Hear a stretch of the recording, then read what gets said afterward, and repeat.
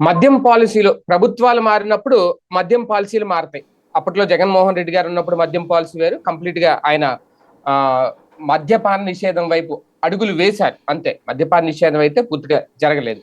ఇప్పుడు కంప్లీట్ గా డిఫరెన్స్. ఇప్పుడు కావలసినంత మద్యం, అది కూడా ఇప్పుడు పర్మిట్ రూముల రూపంలో కూడా సంపద సృష్టి దిశగా ఆలోచనలు చేస్తున్నారు. అలాగే బార్ పాలసీ విధానాన్ని కూడా మారుస్తున్నారు.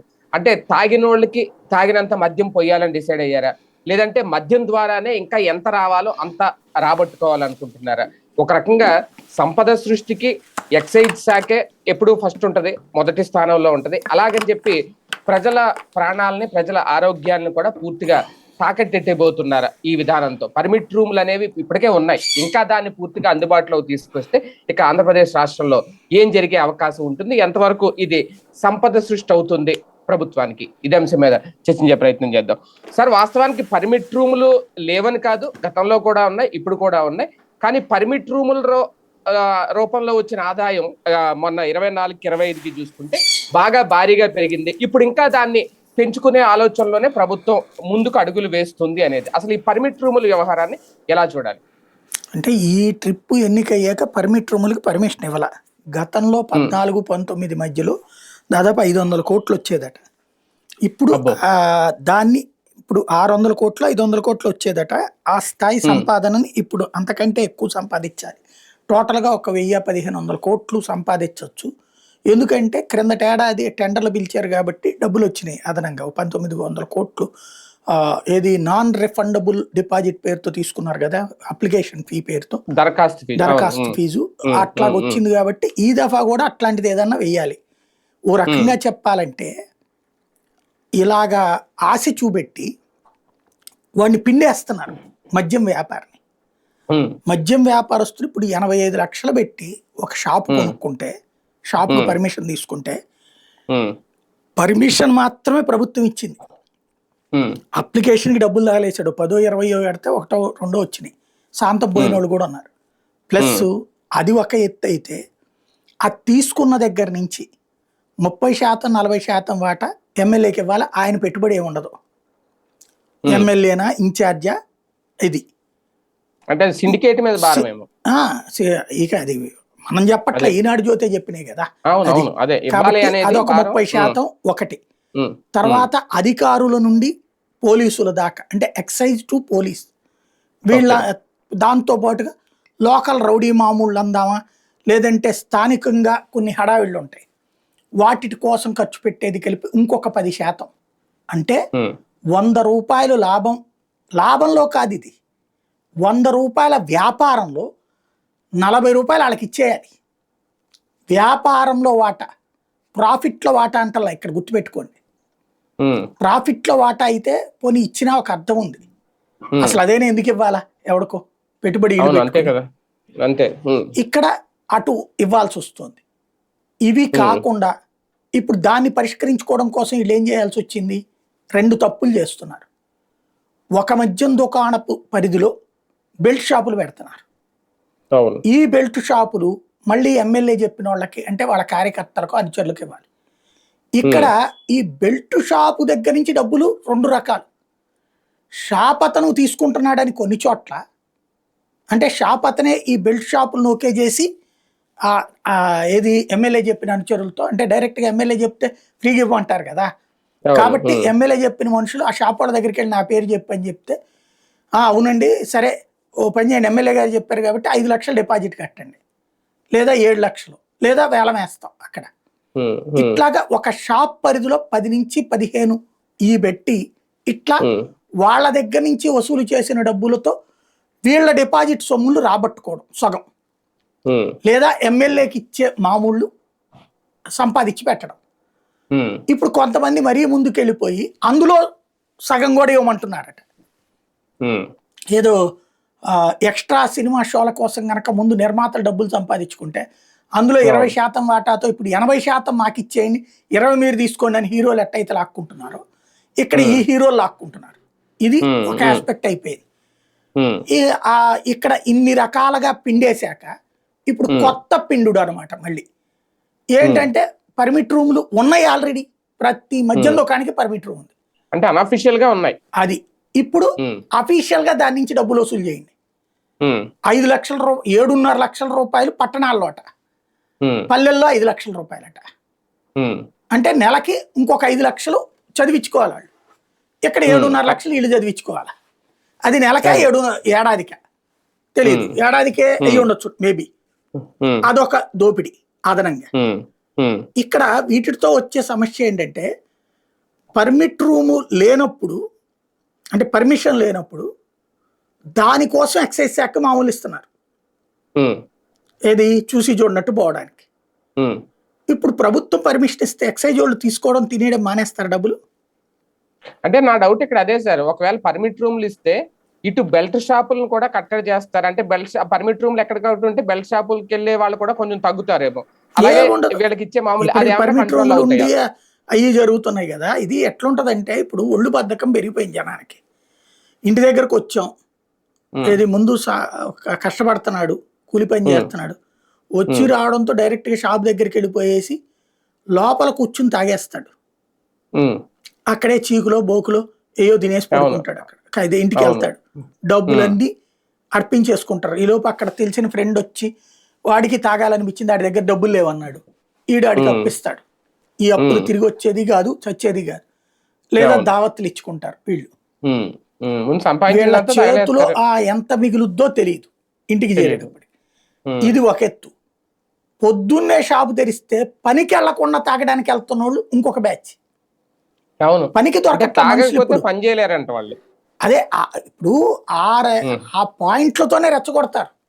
అవును. తాగకపోతే పని చేయడం అంటే, ఓ ఉమ్, పెగ్గేసుకుని తాగి పని చేసాడంటే ఒక అర్థం ఉంది. ఉమ్, తాగుతూ పని చేయకుండా తాగడం ఉమ్. కోసం పని చేస్తే, పని చెయ్యాలంటే తాగడం కోసం అని తాగడమే పనిగా పెట్టుకుంటే ఏమవుతుంది? అసలు పని పోద్ది. ఇప్పుడు అదే జరుగుతోంది. ఇప్పుడు దీంట్లో వచ్చే సమస్య ఏంటంటే, ఆ, మనకి జనావాసాల మధ్యలో యాక్చువల్గా షాపులు ఉండకూడదు, మద్యం దుకాణాలు. అవును. ఇప్పుడు జనావాసాల మధ్యలోనే పెట్టేశారు. బెల్ట్ ఉమ్, షాపులు జనావాసాల మధ్యనే. ఉమ్, ఇప్పుడు బెల్ట్ షాపులతో వచ్చిన సమస్య కంటే ఇప్పుడు ఈ మద్యం దుకాణాల దగ్గర అధికారిక సమస్యలు వస్తాయి. ఉమ్, తాగి రోడ్డు మీద తిరుగుతూ ఉంటాడు, తోలుతా అవును. ఉంటాడు, ఉమ్, పిచ్చ పిచ్చ చేష్టలు చేస్తూ ఉంటాడు, ఉమ్, పోవడానికి లేదు అక్కడ. అవును. మొన్న ఈ మధ్యన మహిళలు కొన్ని చోట్ల ఉద్యమిస్తే ఏమన్నారు, ఎక్సైజ్ అధికారులు తిట్టారు, మహిళా అధికారులు కూడా. ఆ గుంటూరు ఉమ్, దగ్గర ఎక్కడ అవును. వాళ్ళు 80 గుంటూరు లక్షలు దగ్గర. తగలేసి పెట్టారమ్మా, నువ్వెవత్తు ధర్నా చేయడానికి, చట్టబద్ధంగా ఉమ్, పెట్టారు, మిమ్మల్ని అరెస్ట్ చేస్తాను, మహిళలను అరెస్ట్ చేశారు తెలుసా. అంత అవును. మా ఏరియాలో ఉమ్, మద్యం దుకాణం బెల్ట్ షాప్, వీళ్ళు ఎవరు పోని చదువు రానటువంటి వాళ్ళు కూడా కాదు, ఉమ్, మధ్య తరగతి మహిళలు. రోజు మేము వీళ్ళ ఉమ్, దగ్గరికి వెళ్తున్నప్పుడు నానా నరకం అవుతుంది అన్నట్టు. ఉమ్, మద్యం దుకాణాలు స్కూలు దగ్గర, గుడి దగ్గర, జనావాసాల మధ్య ఉండటానికి వీల్లేదు, జగన్ నాశనం చేస్తున్నాడు అని చెప్పిన పవన్ కళ్యాణ్ నిక్షేప్తాం అక్కడ. అసలు అంటే ఏం ప్రభుత్వమే మాట్లాడలేదు లైసెన్స్ జనసేన. ఇచ్చి పెట్టుకోమన్న తర్వాత వాళ్ళు ఏం చేస్తారు సార్? అంటే నువ్వు ఇంకెందుకు అప్పుడు ప్రభుత్వంలో ఉమ్, ఉండటం?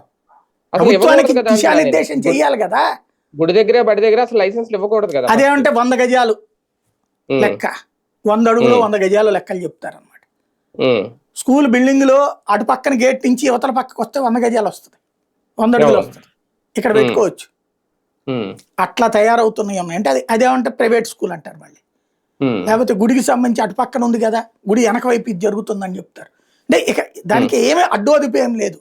నడిచిపోతుంది. ఉమ్, ఇప్పుడు ఉమ్, అది ఇంకొక కొత్త సంపాదన. ఇక్కడ విశేషం వల్ల ఏంటంటే, జగన్ టైంలో ఇట్లాంటి జరిగితే ప్రజల ప్రాణాలతో చెలగాటమాడుతున్నాడు, పిండుతున్నాడు, పేదల రక్తాన్ని మరుగుతున్నాడు, సైకో అది ఇది అని పిచ్చ పిచ్చ కథనాలు రాస్తారు.